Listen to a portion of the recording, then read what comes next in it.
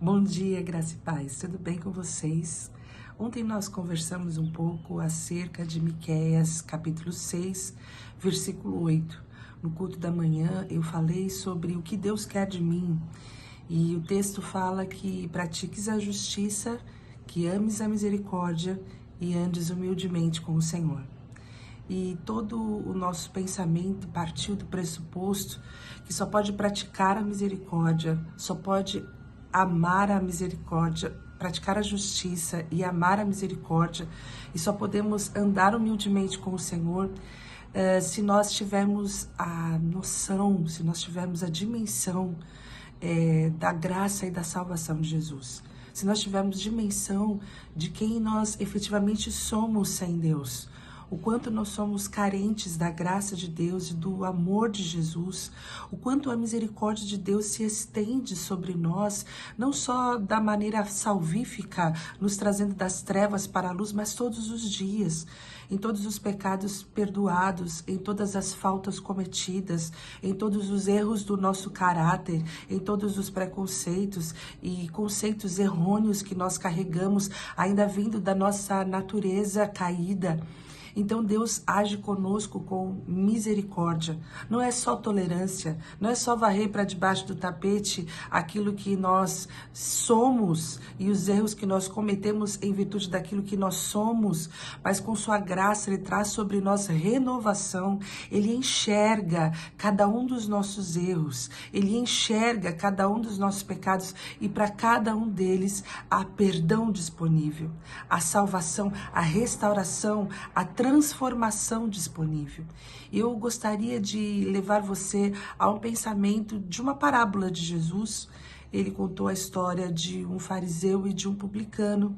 Essa parábola está em Lucas 18, nos versículos de 9 a 14. Dizem o seguinte: para alguns que confiavam na própria justiça e desprezavam os outros, Jesus contou essa parábola. 2 homens subiram ao templo para orar. Um era fariseu, outro era publicano. O fariseu de pé orava assim em seu íntimo: Deus, eu te agradeço, porque eu não sou como os outros, ladrões, desonestos, adúlteros, nem como este publicano. Jejuo 2 vezes por semana e pago o dízimo de toda a minha renda.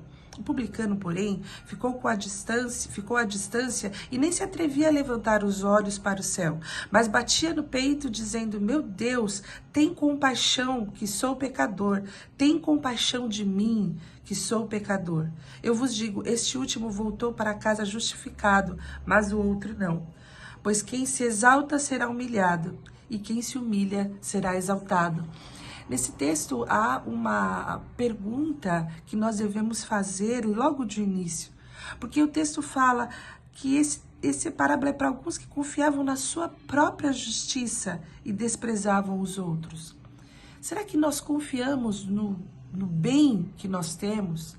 Será que nós nos tornamos pessoas tão legais, tão apreciáveis por nós mesmos, que lá no fundo, no íntimo, nós olhamos para as pessoas rejeitando-as, nós olhamos para as outras pessoas que têm suas limitações, quer sejam elas de ordem social, cultural, intelectual ou mesmo espiritual, e falamos: graças eu te dou porque eu não sou como esse, aliás, eu não sou como os demais.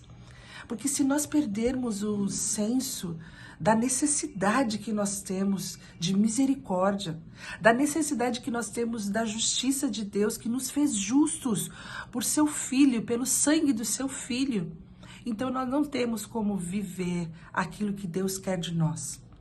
Nós precisamos entender que, assim como aquele publicano, nós não somos merecedores. E é por isso que a justiça de Deus é tão tremenda, porque apesar de sermos destinados por causa do pecado à morte, porque o salário do pecado é a morte, Deus, Ele permitiu que toda a morte, todo o pecado, toda a condenação, toda a maldição recaísse no seu Filho Jesus. Deus nos justificou por causa do seu grande amor. Ele nos justificou, mesmo em meio à nossa rebeldia. E essa justiça, ela foi imputada para nós e hoje nós somos declarados justos. Nós somos alvos da misericórdia de Deus. E esse é o motivo pelo qual nós podemos andar humildemente diante de Deus. Que essa verdade possa ser aplicada e exemplificada não só numa parábola como Jesus fez, mas também na minha e na sua vida. Que possamos, por causa da graça, do amor, do perdão e da justiça de Deus, olhar uns aos outros como iguais, como dignos, como suficientes, como maior do que nós, diria a carta de Paulo. Devemos considerar os outros superiores a nós mesmos. Esse é o caminho para uma sociedade justa. Esse é o caminho para que o reino de Deus expanda. Esse é o caminho do amor. Esse é o caminho da justiça. Esse é o caminho da misericórdia. É o caminho da humildade. É o caminho da graça. Que Deus os abençoe.